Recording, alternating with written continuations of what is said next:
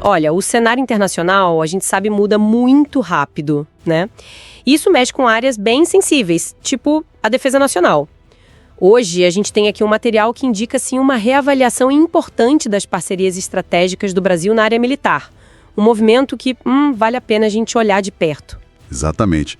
O foco da nossa conversa hoje é justamente essa aparente mudança de rota na estratégia de defesa do Brasil. Sabe, a gente está falando de uma tensão que parece estar crescendo com um parceiro histórico, os Estados Unidos, e como isso talvez esteja levando o Brasil a buscar mais autonomia, né? Autonomia tecnológica, novas alianças, olhando bastante para a Europa, parece. Sim, e a nossa base para essa conversa é o material Defesa Brasileira, Redefinição Estratégica e Autonomia Global. Ele consolida informações que saíram, por exemplo, no jornal Estado de São Paulo. Nosso objetivo aqui é tentar entender o que está por trás dessa possível reorientação das Forças Armadas, sabe, para onde estão olhando agora, e o que isso significa, no fim das contas, para a tecnologia, para a geopolítica do Brasil. Bom, vamos lá então, né? Vamos abrir essa caixa. Para começar, acho que é chave entender de onde vem essa tensão com Washington. Não é de agora, né? As fontes falam de um desgaste que já vem lá da gestão Trump, mas o sinal mais claro mesmo, mais recente, foi o cancelamento daqueles exercícios militares conjuntos, importantes, né, que estavam previstos para 2025. Correto. Foram 2 cancelamentos bem simbólicos, eu diria. Primeiro, a Operação Formosa, um exercício tradicional dos fuzileiros navais aqui no Brasil, que ia ter participação internacional forte, inclusive dos americanos. E logo depois cancelaram também a Operação Core. Essa era um treinamento do Exército lá na Caatinga, no Nordeste, também ia ter gente de fora, principalmente dos Estados Unidos. Oficialmente, a justificativa do Ministério da Defesa foi orçamento, corte de gastos. Mas, assim, por baixo dos panos a leitura foi bem diferente, né? O que as fontes indicam é que, tanto no meio militar quanto na análise mais ampla, esses cancelamentos foram vistos como um gesto político mesmo. Uma forma de marcar uma distância, talvez. Uma insatisfação. Precisamente. A questão econômica, claro, sempre pesa, né? Tem restrição fiscal. Mas não colou totalmente para quem acompanha mais de perto. A percepção que ficou foi de um recado político mesmo. Uma resposta a um clima de pressão, de desconfiança mútua que já vinha se formando. E que pressões seriam essas? As fontes falam de várias coisas, né? Tem aquela questão interna da investigação da PF envolvendo o ex-presidente Bolsonaro, o filho Eduardo, aquela história de usar a ABIN para atrapalhar a investigação, buscando apoio lá em círculos ligados ao Trump. E segundo alguns militares brasileiros, né, o que as fontes dizem, parecia que as pressões de Washington queriam desgastar o governo Lula, fugindo daquele pragmatismo que sempre marcou a relação. Exato. E aí, soma-se a isso uma preocupação militar mais direta, regional mesmo. O aumento da presença militar americana perto da Venezuela, sabe? Mandaram uns 4.000 fuzileiros para a região da Guiana. Isso acendeu um alerta aqui nas Forças Armadas. Essa movimentação, independente do motivo oficial deles, é vista aqui como um fator de instabilidade, né? Perto da nossa fronteira.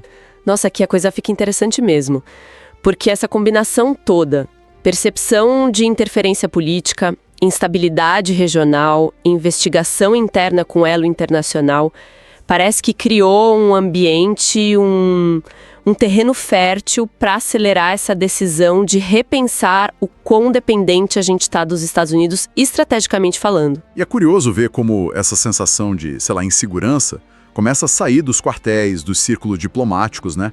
Teve aquela pesquisa recente da Genial Quest, trouxe um dado que chamou a atenção.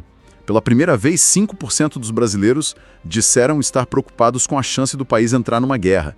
Parece pouco 5%, mas nunca tinha aparecido isso. Sugere que talvez a percepção de um mundo mais perigoso e que o Brasil precisa se preparar está começando a entrar na cabeça das pessoas. Isso, no futuro, pode gerar mais pressão popular por investimento em defesa, por autonomia. Falando em autonomia, isso liga direto com o nosso segundo ponto aqui, A consciência que parece estar crescendo dentro das Forças Armadas, principalmente no Exército, da própria vulnerabilidade tecnológica.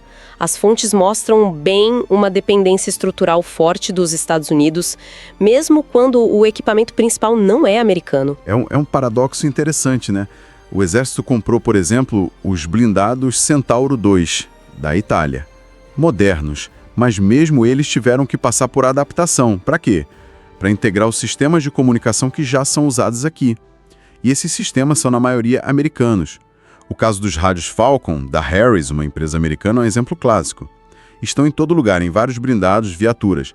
Criam um nó de dependência difícil de desatar. E por que essa dependência específica do rádio é tão ruim? Porque não é só um aparelho para falar, entende? Esses rádios táticos, eles são integrados lá no fundo dos sistemas eletrônicos de comando e controle dos veículos. Trocar não é simples. Não é como trocar de celular. Envolve compatibilidade de software, de hardware, treinamento, doutrina. É complexo. E mais, atualização, manutenção, tudo fica amarrado no fornecedor original. Isso cria um gargalo, uma vulnerabilidade estratégica. Pensa numa crise. O acesso à peça, a atualização, até a operação total do sistema pode depender da boa vontade de outro país. Entendi. Quer dizer, a dependência vai muito além do equipamento em si, ela se embrenha na operação toda. E já tentaram mudar isso antes, né? Sim. Essa preocupação não é nova. E tem esforços para desenvolver coisa aqui dentro. Um exemplo bom é o míssil anticarro MAX 1.2 AC, desenvolvido pela CIAT, uma empresa brasileira. Esse projeto mostrou que tem capacidade técnica aqui no país para criar armamento sofisticado, para reduzir a dependência externa nesse tipo de coisa. Ele tem um sistema de guiagem avançado, tipo dispare e esqueça, sabe? Comparável aos de fora. E na área de comunicação, que você falou que é tão crítica? Em tecnologia para fazer rádio militar, mas tem dois desafios grandes. Primeiro, escala. Produzir o suficiente para equipar o exército todo exige muito investimento, uma capacidade de produção que hoje ela não tem. E o segundo, talvez o principal, é faltar uma decisão política forte, de longo prazo, com grana garantida para bancar essa troca. Para priorizar a solução nacional, mesmo que no começo ela custe mais ou seja um pouco diferente da importada. Falta essa decisão, sabe? Certo. E aí, diante dessa dependência e das dificuldades internas, qual a estratégia que está surgindo, que eles estão pensando em fazer? Olha, a estratégia que parece estar ganhando força é a de diversificar. Buscar mesmo ativamente novos parceiros, novos fornecedores. Principalmente na Europa, para diminuir essa concentração nos Estados Unidos. Mas tem uma cautela importante aí, segundo as fontes. Não cair na armadilha de trocar uma dependência por outra, especialmente com a China, que hoje é um gigante global, claro, mas se aproximar demais também pode criar outros problemas, outras vulnerabilidades. E quem seriam esses parceiros na Europa? Quais países estão no radar? A lista que as fontes citam inclui países com indústria de defesa forte e com quem o Brasil já tem algum tipo de relação, né? Ou interesse. Itália, de onde vieram os Centauros. Alemanha, que fez os Leopard, nosso principal tanque. França, parceira no ProSub, que a gente já vai falar. Suécia, dos caças Gripen da FAB. E até a Turquia, que tem desenvolvido coisas interessantes em drones, sistemas navais. Mas essa busca por parceiros europeus, ela não encontra barreiras. O momento atual do mundo deve complicar, imagino. Com certeza. E o fascinante aqui é justamente essa complexidade toda para navegar nesse cenário. A decisão de diversificar faz sentido para o Brasil, mas o timing é desafiador. A gente está num momento de rearmamento global. Guerra na Ucrânia, tensões em outros lugares. Isso significa que a demanda por equipamento militar está altíssima. Os próprios países europeus que produzem estão naturalmente focados em recompor os estoques deles, equipar as próprias forças. Então, para o Brasil conseguir fechar contrato bom, com prazo de entrega razoável e com transferência de tecnologia, que é sempre crucial para a gente, fica bem mais difícil nesse mercado superaquecido. O Brasil entra nessa busca num momento de muita concorrência. Mudando um pouco de assunto, mas ainda nessa linha de buscar autonomia, a Marinha do Brasil parece estar numa situação, digamos, um pouco mais confortável, né? Ou pelo menos com um plano mais antigo, mais estruturado. É isso. Sim. A Marinha tem uma vantagem estratégica aí por causa da parceria longa com a França, que se consolidou no ProSub, o Programa de Desenvolvimento de Submarinos. Famoso já. É um projeto super ambicioso, né? Começou há mais de 10 anos.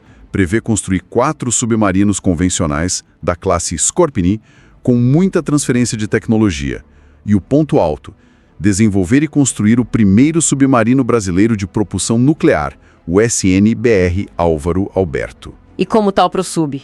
Os Scorpion já estão por aí? E o nuclear, como anda? O programa andou bem, sim. 3 dos 4 Scorpiones convencionais, o Riachuelo, o Maitá e Toneleiro, já foram lançados ao mar. Estão em fases diferentes de teste e incorporação à frota. O 4º, Angostura, está em construção avançada. O grande desafio, claro, é o submarino nuclear. O Álvaro Alberto está sendo montado lá no estaleiro que foi construído para isso em Itaguaí, no Rio. A previsão de entrega agora é para 2033.